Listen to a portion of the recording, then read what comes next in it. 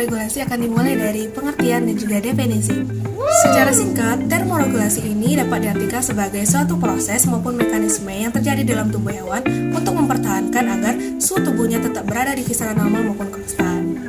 Termoregulasi ini merupakan hal penting dalam tubuh hewan karena dia akan mengatur kehilangan panas dan juga produksi panas agar tubuh tetap menjaga kekonstanannya. Secara garis besar, menurut termoregulasinya, hewan ini terbagi atas dua golongan. Yang pertama ada hewan endoterm atau hewan homoioterm dan juga hewan polioterm atau hewan ektoterm. Secara singkat dapat diartikan bahwa hewan endoterm itu merupakan hewan yang suhu tubuhnya tidak tergantung oleh lingkungan. Contohnya seperti golongan mamalia dan juga apes. Kemudian kebalikannya itu adalah hewan ektoterm atau hewan polioterm. Hewan polioterm ini merupakan hewan yang suhu tubuhnya tergantung dengan lingkungannya. Contohnya pada golongan Pisces dan juga amfibi yang akan kita bahas di slide selanjutnya. Baiklah, di sini saya akan menjelaskan tentang cara memperoleh panas, aktivitas metabolisme atau produksi energi yang berlangsung dalam tubuh. Biasanya ini terjadi pada golongan hewan berdarah panas atau endoterm yang tidak terpengaruh oleh suhu lingkungannya dengan menyerap panas dari lingkungan, bahkan bila lingkungan sekitarnya, misalnya udara sekitarnya itu lebih dingin daripada jaringan atau tubuh binatang tersebut, makhluk tersebut masih juga dapat menyerap energi dari radiasi matahari.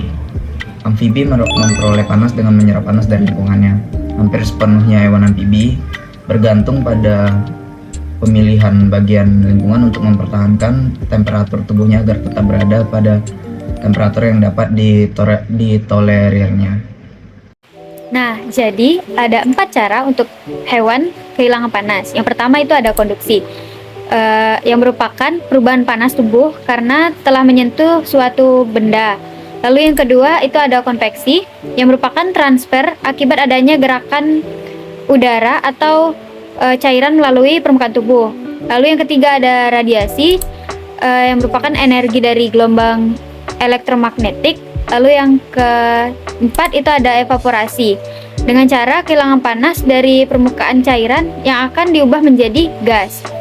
Lalu, tahukah kalian bagaimana sih cara amfibi untuk mengatur suhu tubuh atau caranya untuk menghilangkan panas dari tubuhnya? Nah, jadi sejumlah amfibi itu kan memiliki kulit yang lembab dan basah, jadi memungkinkan untuk terjadinya penguapan air melalui cara evaporasi karena suhu temperatur yang sangat tinggi. Next.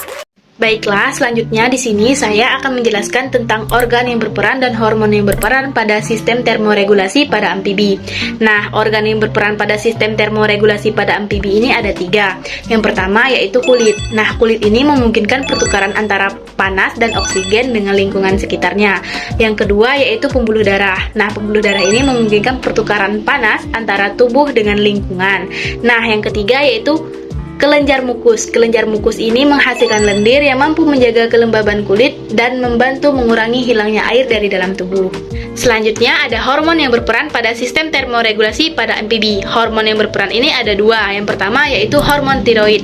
Saat suhu lingkungan rendah, hormon tiroid ini mampu merangsang aktivitas metabolisme untuk memproduksi panas tubuh. Yang kedua yaitu hormon kortisol. Hormon ini berperan dalam proses termoregulasi pada amfibi dengan sintesis protein dan produksi glukosa. Baiklah, selanjutnya saya akan menjelaskan mekanisme termoregulasi pada amfibi, yaitu ada 4. Yang pertama, amfibi yang hidup di darat. Mekanismenya yaitu secara hibernasi, tidur dengan menekan proses fisiologi yang berlangsung dalam tubuh sampai batas minimum. Contohnya yaitu pada Cecilia. Yang kedua yaitu amfibi gurun pasir. Mekanismenya yaitu secara estivasi. Pada musim panas, amfibi ini akan membenamkan dirinya di dalam tanah dan akan memunculkan dirinya apabila temperatur lingkungannya sudah tidak terlalu mencekam lagi. Contohnya yaitu pada katak gurun Amerika. Yang ketiga yaitu amfibi akuatik. Amfibi akuatik ini memiliki aktivitas termoregulasi yang sangat mirip dengan ikan, hampir sepenuhnya bergantung kepada pemilihan bagian lingkungan untuk mempertahankan temperatur tubuhnya. Contohnya yaitu pada salamander.